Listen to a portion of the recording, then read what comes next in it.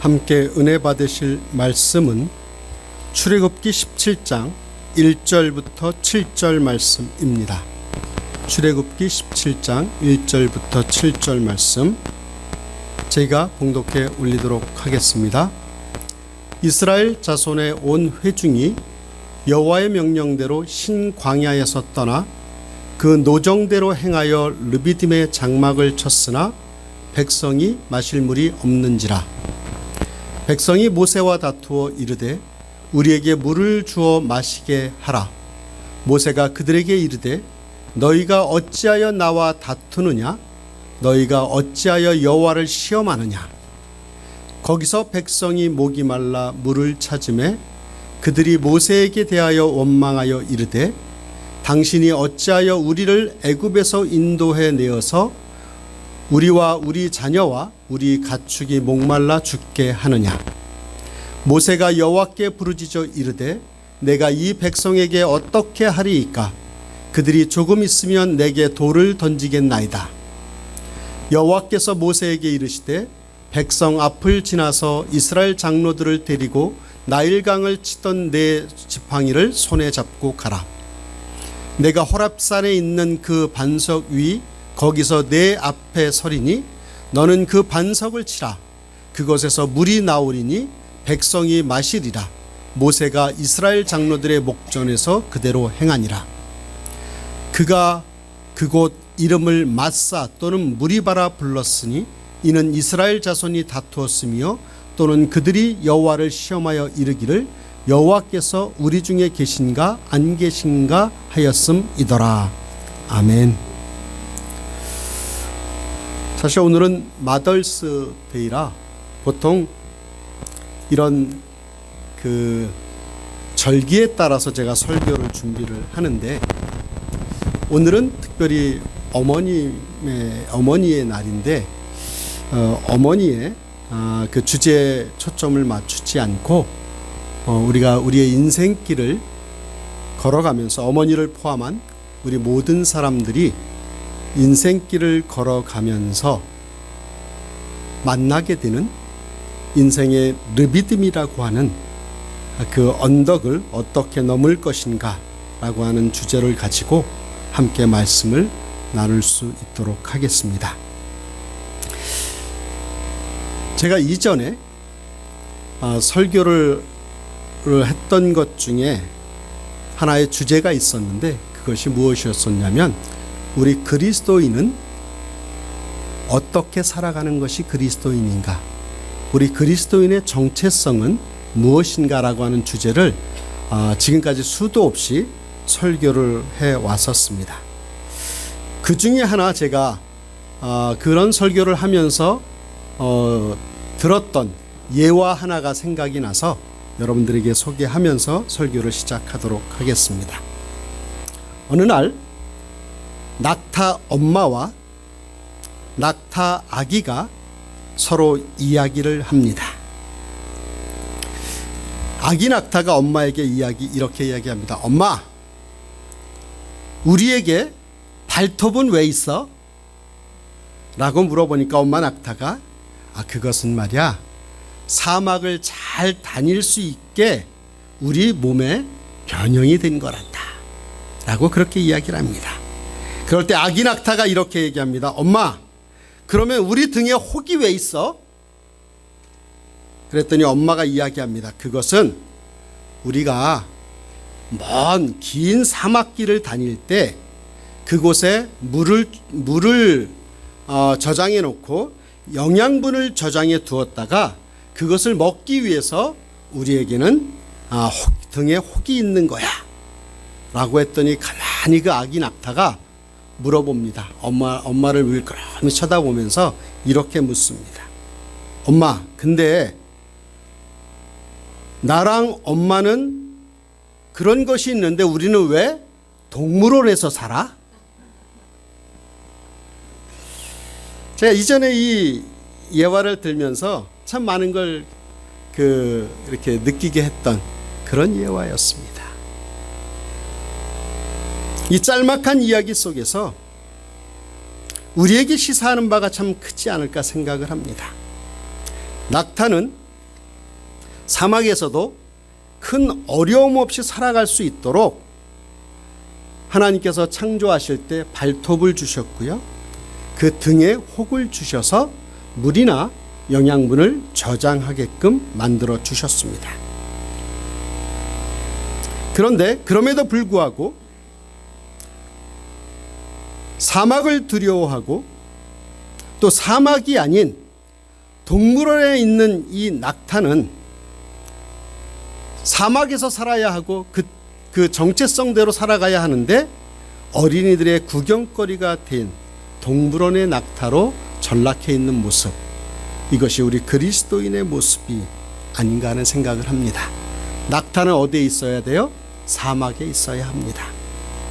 비록 사막이 힘들고 뜨거운 곳이지만 낙타가 사막에 있을 때만이 그 낙타는 진정한 낙타로서의 정체성을 나타낼 수가 있는 것입니다.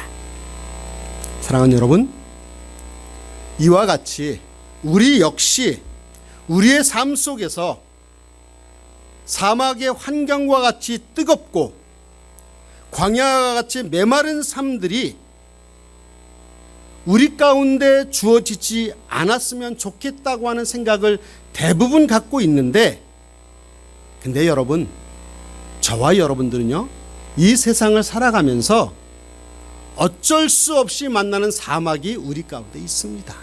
그걸 인정해야 돼요. 평탄한 길만 우리 삶 속에 주어진 것이 아닙니다.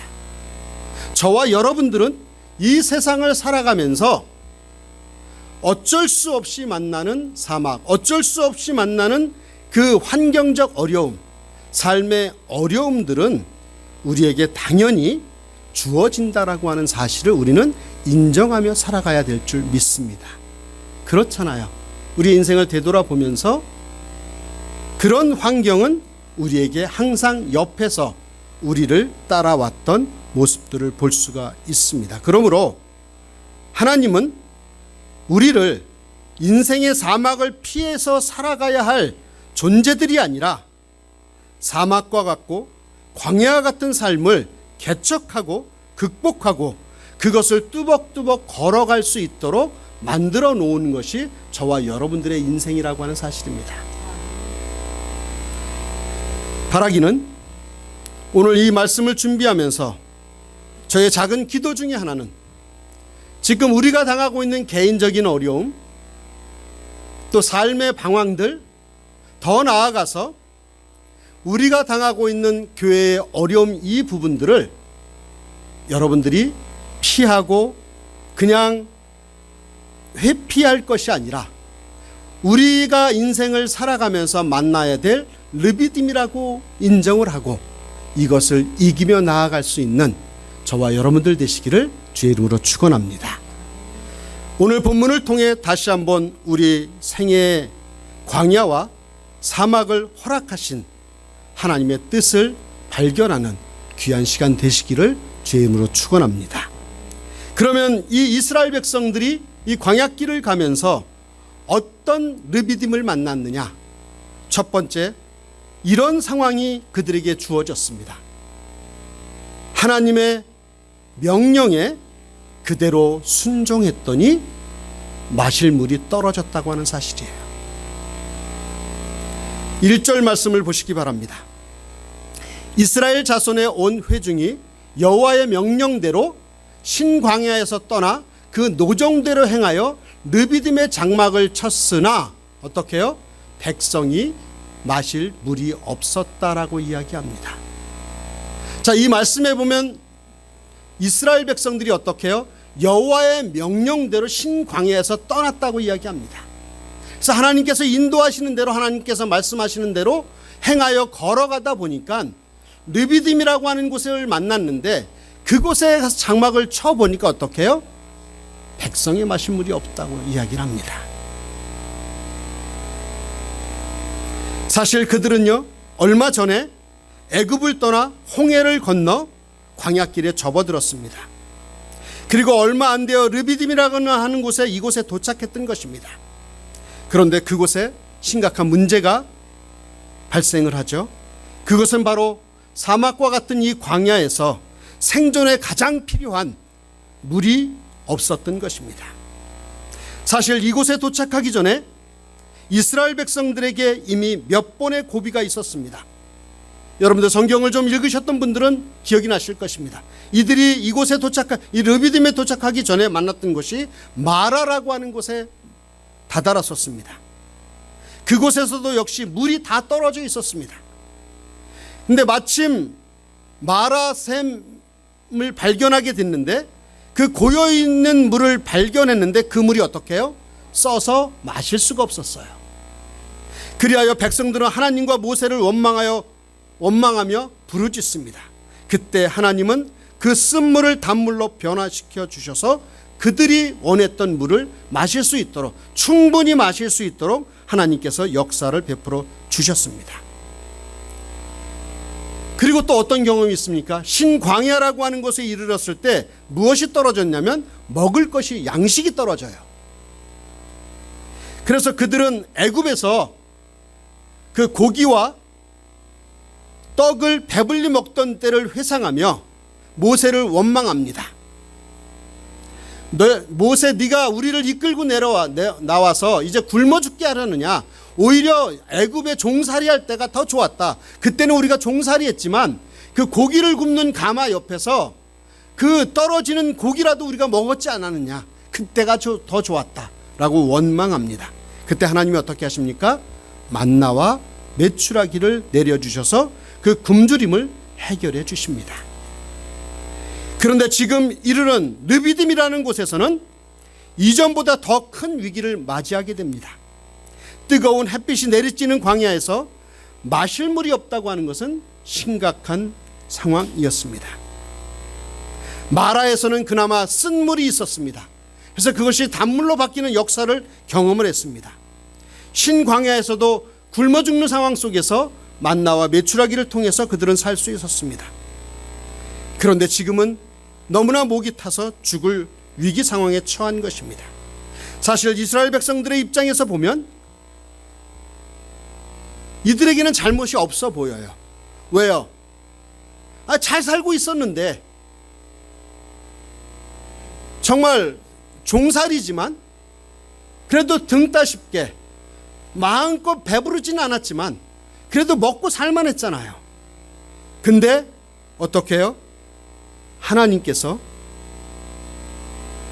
명령하셔서 하나님의 말씀대로 애굽을 떠났던 것뿐이에요. 그들은 그렇게 떠나고 싶지 않았을 것입니다.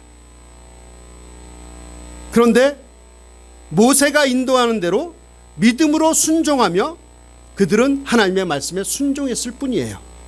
그럼에도 불구하고 이들 앞에는 무엇이 주어집니까? 물이 없는 환경 속에, 어려운 상황 속에 처하게 된 것입니다. 이게 무엇을 말해주고 있는 것일까요? 우리도 광야 같은 인생을 걸어가면서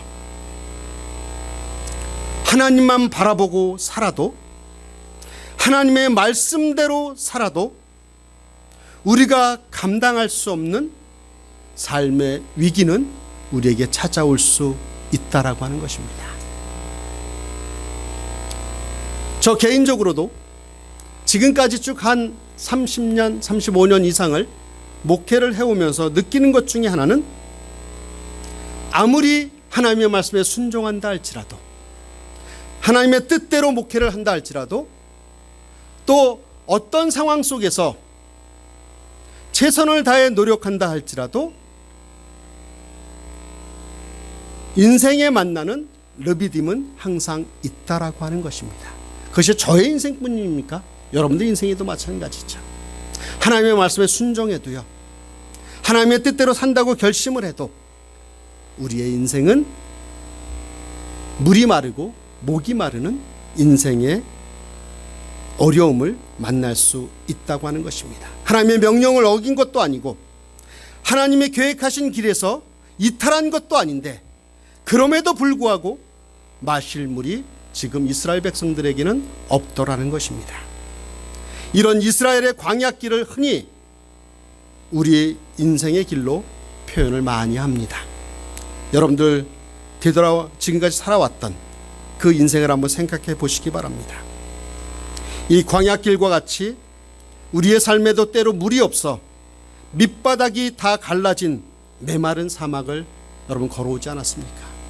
처음 이민 오셔서 얼마나 고생들 많으셨어요.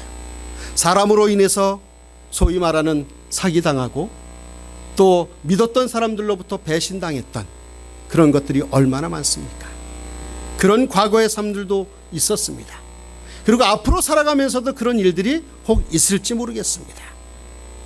그러나 우리가 꼭 기억해야 할 것이 있다면 바로 우리가 하나님의 말씀에 순종하여 광야길을 걸어갔을 때에 우리의 앞길에는 반드시 르비딤의 메마른 물이 없는 그 인생을 만날 수도 있다라고 하는 것을 인정하며 기도하며 살아갈 수 있는 저와 여러분들 되시기를 주의 이름으로 축원합니다. 사랑하는 여러분, 이 순간에도 하나님의 말씀에 순종했음에도 불구하고 마실 물이 떨어졌다 할지라도 좌절하지 않기를 부탁을 드리겠습니다.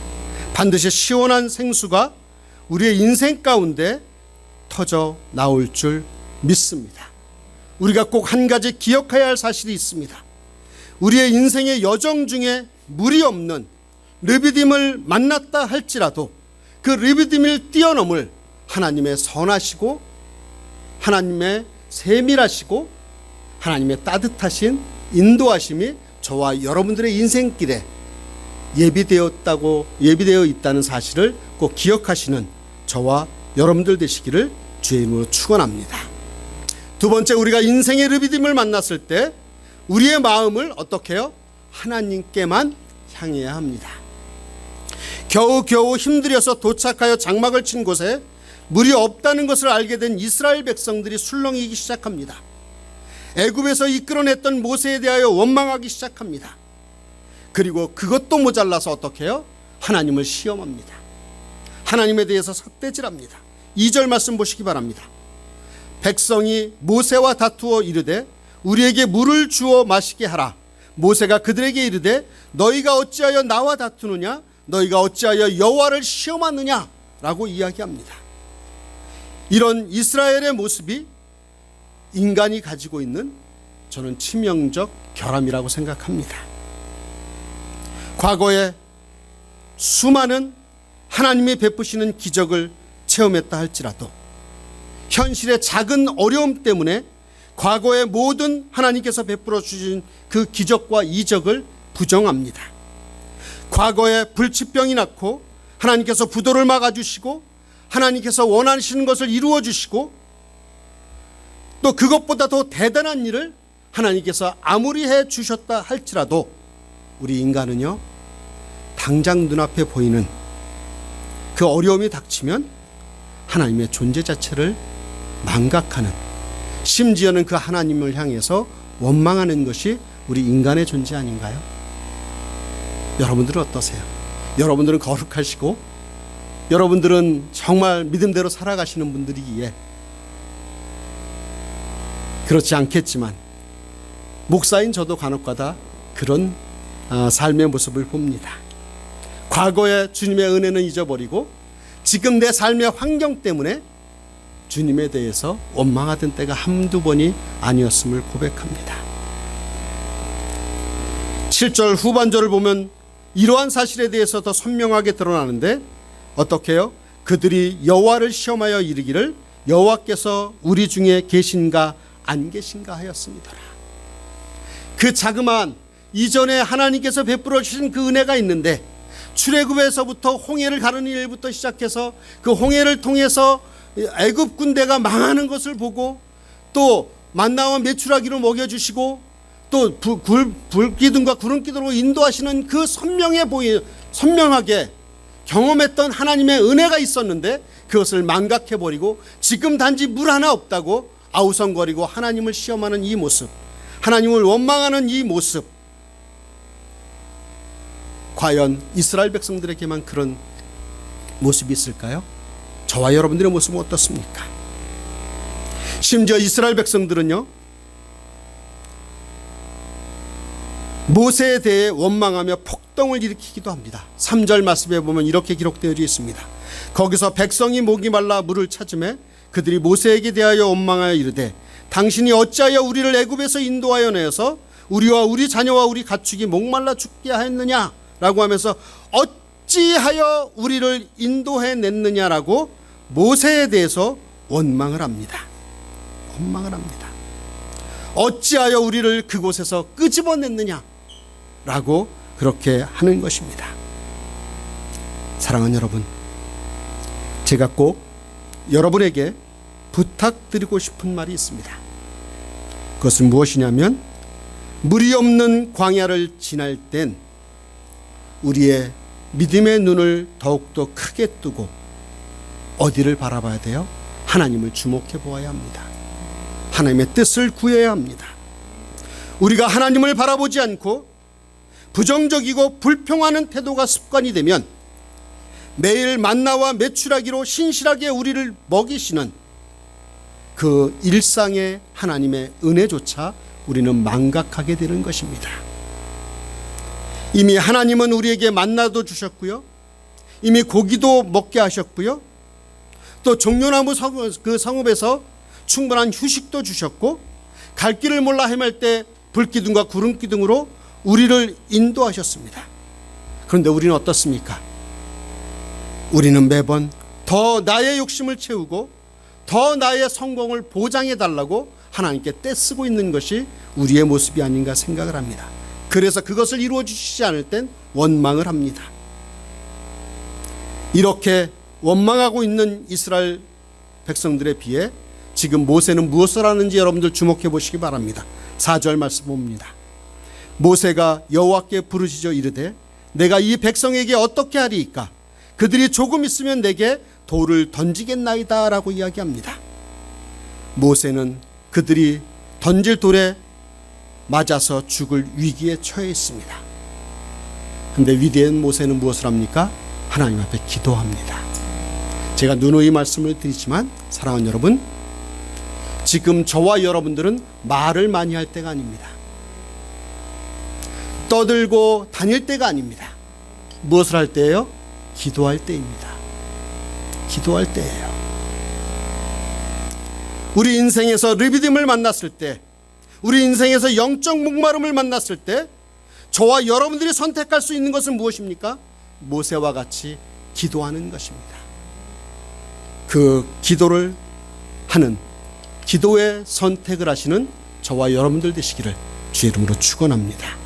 마지막 세 번째, 우리가 이 반석의 물을 통해 영원한 생명수 되신 예수 그리스도를 만나야 합니다.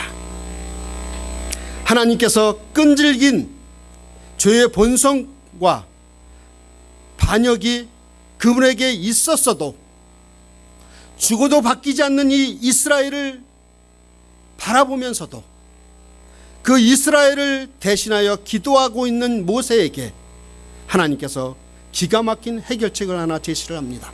5절과 6절 말씀을 보겠습니다. 여호와께서 모세에게 이르시되 백성 앞을 지나서 이스라엘 장로들을 데리고 나일강을 치던 내 지팡이를 손에 잡고 가라. 내가 호렙산에 있는 그 반석 위 거기서 내 앞에 서리니 너는 그 반석을 치라. 그곳에서 물이 나오리니 백성이 마시리라. 모세가 이스라엘 장로들의 목전에서 그대로 행했다라고 이야기합니다. 모세가 기도할 때 여호와께서 기가 막힌 그 해결책을 하나 주세요. 그것은 무엇입니까? 지팡이로 반석을 치라 라고 이야기합니다. 이 지팡이는 무엇입니까? 어떤 지팡이입니까? 모세가 이스라엘 백성들을 구하기 위해서 나일강을 쳤을 때 그 나일강의 물이 피로 변했던 그런 지팡이입니다. 그 지팡이를 들고 호렙산에 모세가 갔었을 때 반석을 쳤던 그런 지팡이였습니다. 그러면 반석에서 이스라엘이 먹을 물이 흘러나올 것이다 라고 이야기를 여호와께서 일러주십니다. 저는 이 말씀을 준비하면서 특별히 6절 상반절 말씀을 저에게 큰 은혜가 되었습니다. 내가 호렙산에 있는 그 반석 위 거기서 내 앞에 서리니 너는 그 반석을 치라. 무슨 얘기입니까? 반석이 있는데 반석 위에 여호와께서 있겠다고 하는 거예요. 근데 그것을 너는 치라라고 이야기하는 거예요. 아서 핑크라고 하는 신학자는 이 사실에 대해서 이렇게 해석합니다.